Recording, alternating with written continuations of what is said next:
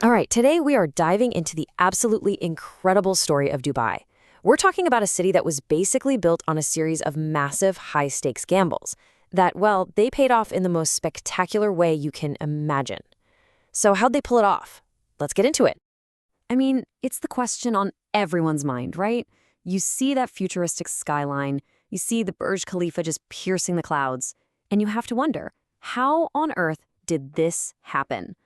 Well, the answer is a wild story of pearls, desperation, and some of the most audacious bets in modern history.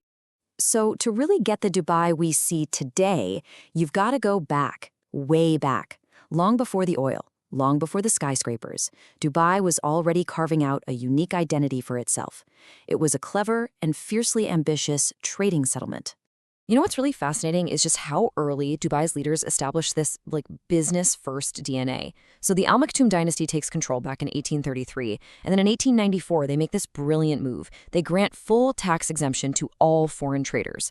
Think about that. That single decision plus its strategic location basically turned this small port into a magnet for merchants from all over. And this was their secret weapon, the re-export model. It was so clever. Goods would come into the port, completely tax-free, and then go straight back out to other markets. That, combined with a booming pearl industry, made Dubai the undisputed commercial center of the Persian Gulf by the early 1900s. But you know how these stories go? Just as Dubai was riding high, its entire economic engine was about to just completely seize up. The city's prosperity, which was built on pearls and trade, was facing a perfect storm that literally threatened to wipe it off the map. And this really captures the situation perfectly. Dubai's prosperity was kind of like a sandcastle, built on what seemed like a stable foundation of pearls and trade, but a massive wave was about to hit, and it threatened to wash the whole thing away. Yeah, it was a devastating one-two punch. First, you have the Great Depression in 1929, which just kills the global market for luxury goods like pearls. Then, at the exact same time, Japanese inventors figure out how to create artificial cultured pearls that made natural pearls almost worthless overnight. The result was absolutely catastrophic: widespread poverty, instability, and a city on the verge of total collapse. So with their backs against the wall and everything on the line, Dubai's ruler, Sheikh Rashid, he decided to go all in. He made a single, breathtakingly risky bet that would either save the city or bankrupt it for good.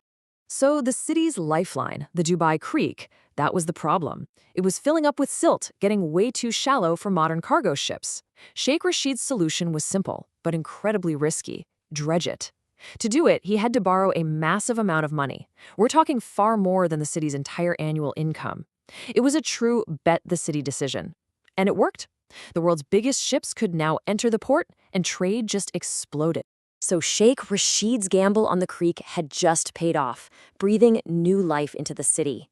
But then, just 3 years later, came the ultimate game changer, a discovery that would transform Dubai from a regional trading hub into a global phenomenon.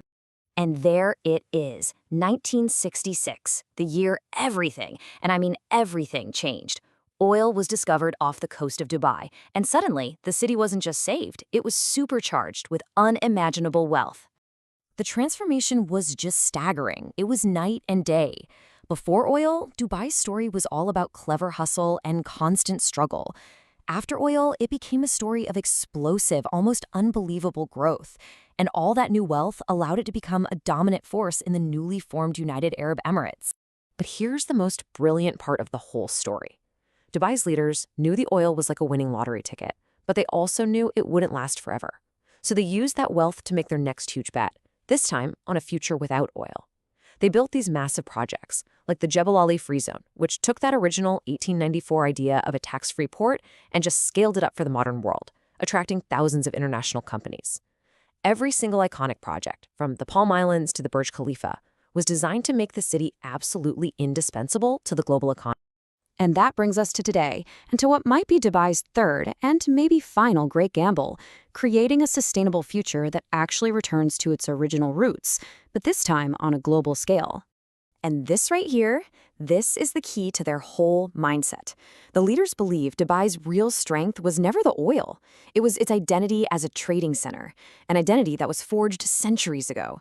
The oil was just the fuel, the rocket booster, to build a 21st century version of that original vision. So, what's the end game? Well, they call it becoming the Hong Kong of the Middle East. The goal is to be a stable, permanent, and essential hub that connects the world.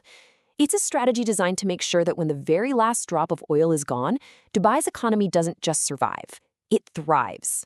So you go from a pearl market totally devastated by new technology to an oil-rich state now racing against the clock to build something new. Dubai's story has always been one of bold, audacious risks, which really leaves us with one final thought. Is this latest bet on a post-oil world its biggest and most important gamble yet?